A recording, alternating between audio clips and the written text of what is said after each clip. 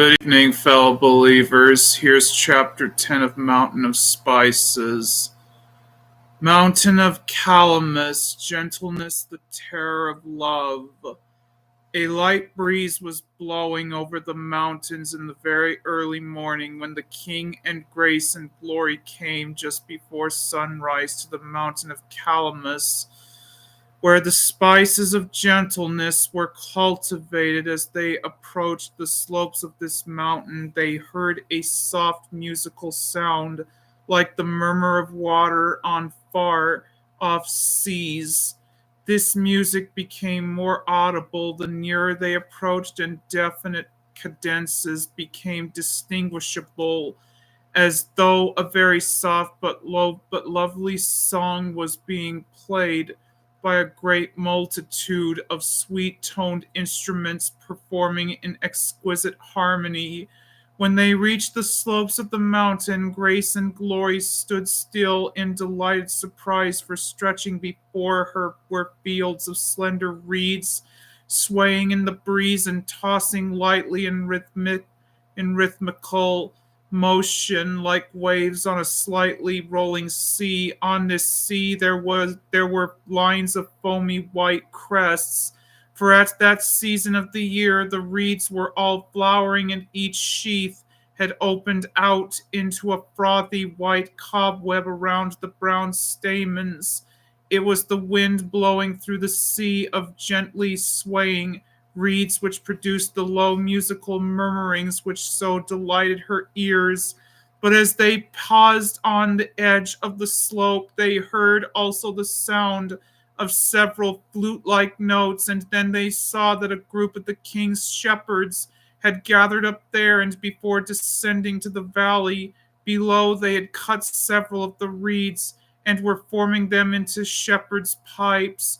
Grace and Glory had often heard the curiously soft notes of these pipes, upon which some of the shepherds played as they led their flocks through in the valley of humiliation. But now, for the first time, she realized that these pipes through which they blew such strangely sweet little harmonies were formed from the hollow reeds or canes of gentleness which grew up here on the mountain of Calamus. As they stood gazing out over the tranquil scene before them, some of the shepherds began to sing, while others accompanied the air of the song upon their pipes. These were the words: "Thy gentleness hath made me great, and I would gentle be. 'Tis love that plans my lot, not fate. Lord, teach this grace to me.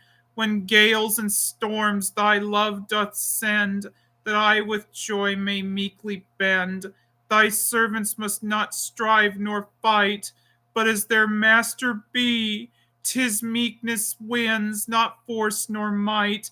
Lord, teach this grace to me. Though others should resist my love, I may be gentle as a dove."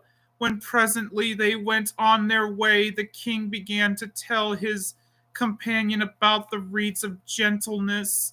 He said that the chief product from them was a lovely perfume extracted from the lower part of the canes. This perfume lingered about the persons who wore it all day long, very fresh and fragrant and soothing. He explained also that it was the pliability of the reeds, and that it was and their perpetual motion which developed the spice from which the perfume was made. And he pointed out to her the exquisite grace and lovely unresisting meekness with which they bowed themselves before the wind, sometimes right to the ground, only to sweep upright again from that low position without apparent effort or strain of any kind. As soon as the wind had passed over them, a lovely, gracious submissiveness characterized their every movement, and yet at the same time there was something grandly regal about the poise and perfect control of their motions, no weakness of any kind, but the most perfect command. They know how to be abased and how to be exalted, thought Grace and Glory with sudden understanding, and she realized that the lovely freight exuded from them and which men call gentleness, sympathy, and loving understanding was developed by the daily practice of bending submissively to life's hard and difficult experiences without bitterness or resentful resistance and self pity. She saw quite clearly that no force of storm or tempest would be able to harm or break the reeds because they had learned to bow themselves so easily to the last breath of wind without offering any resistance at all. It was this gentle movement of submissiveness combined with perfect balance and graceful motion which produced the cadences of music sounding all over the mountainside, for the wind turned every reed into an instrument, though through which lay the harmonies of heaven. In silence, grace and glory followed the king as he walked along the narrow path between the reeds, and she noticed that the poise and grace and litheness of his movements had in them the same quality as that of the reeds, the same lovely willingness to stoop and bend, and the same buoyant and royal way of rising again, uncrippled by the stooping. As she watched him, she remembered her long journey up to the high places, and how from start to finish it had been the gracious gentleness of his manner towards her, his perfect understanding of her weakness and fears, as though he felt with her all that she suffered, which wooed her to follow him even up to the grave in the mist filled canyon on the mountains. Then she whispered to herself most gratefully, his gentleness hath made me great, and oh, how I long to be anointed with the same gentleness towards others. She followed him for some way, and then found that he had led her to an open space beside a broad lake, bounded at one end by a great cliff of granite rock. The king leaped up the towering cliff, and Grace and Glory sprang after him on her hind feet, as agile and light as a mountain roe.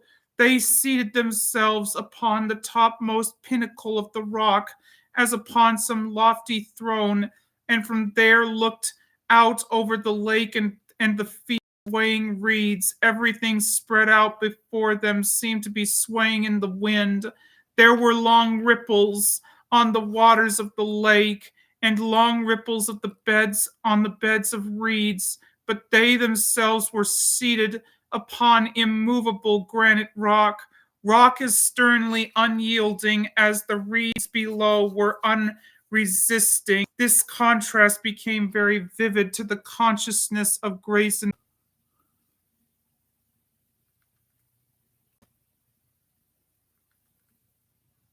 she followed him for some way, and then found that he had led her to an open space beside a broad lake, bounded at one end by a great cliff of granite rock. The king leaped up the towering cliff, and Grace and Glory sprang after him in on her hind feet, as agile and light as a mountain roe. They seated themselves upon the topmost pinnacle of the rock, as upon some lofty throne, and from there looked out over the lake and the fields of swaying reeds. Everything spread out before them seemed to be swaying in the wind.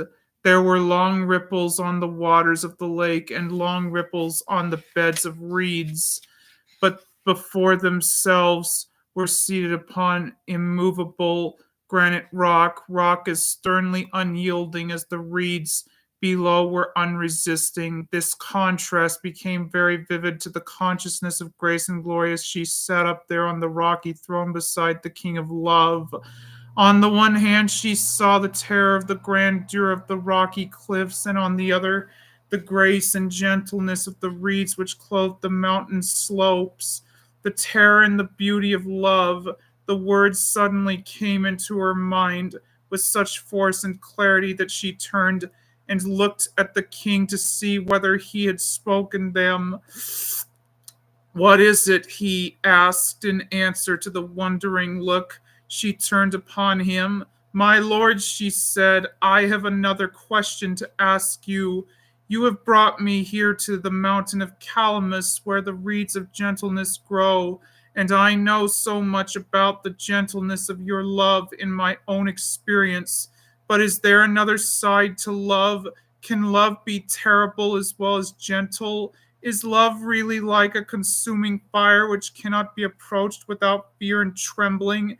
Can love even appear to be cruel and terrible? He was silent a while before answering, almost as though he were considering the question with her. Then he turned upon her a look which was both grave and yet singularly beautiful at the same time. Yes, he said, love is a consuming fire. It is a burning, unquenchable passion for the blessedness and happiness, and above all, for the perfection of the beloved object. The greater the love, the less it can tolerate the presence of anything that can hurt the beloved, and the less it can tolerate in the beloved anything that is unworthy or less than the best or injurious to the happiness of the loved one. Therefore, it is perfectly true that love, which is not most beautiful and the most gentle passion in the universe, can and must be at the same time the most terrible in what it is willing to endure itself in order to secure the blessing of happiness and perfection of the beloved, and also apparently terrible in what it will allow the beloved to endure if suffering is the only means by which the perfection or restoration to health of the beloved can be secured. When he had said this, he began to sing another of the mountain songs. Can love be terrible, my lord? Can gentleness be stern? Ah, yes, intense is love's desire to purify his loved. 'Tis fire, a holy fire to burn, for he must fully perfect thee, till in thy likeness all may see the beauty of thy Lord. Can holy love be jealous, Lord? Yes, jealous as the grave, till every hurtful idol be uptorn and wrested out of thee. Love will be stern to save. Love will spare thee not a single pain till thou be freed and pure again and perfect as thy Lord.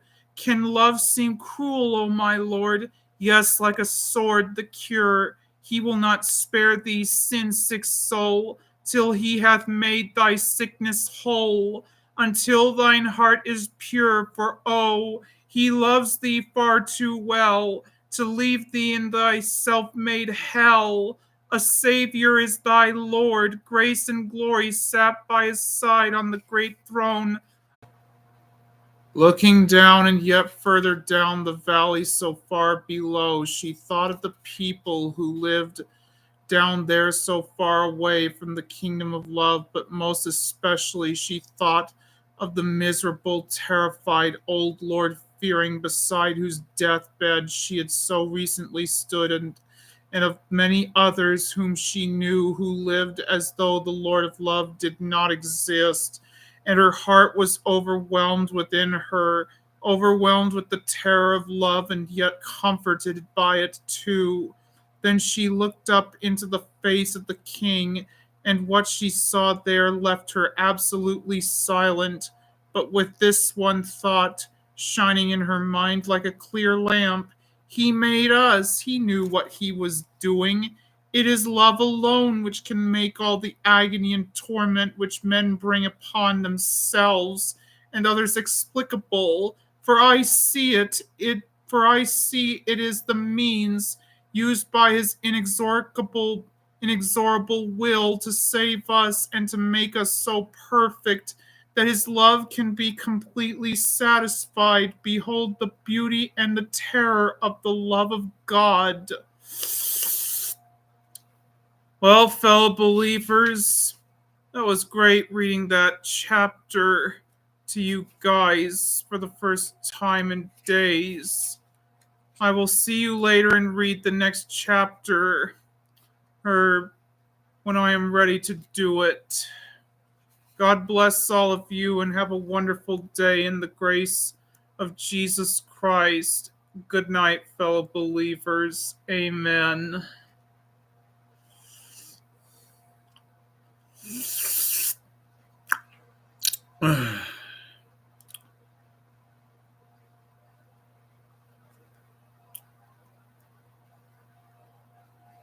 Looking unto Jesus, the author and finisher of our faith, who for the joy that was set before him endured of our faith, who for the joy that was set before him endured the cross, despising the shame, and is set down on the right hand of the throne of God. Good night, everybody.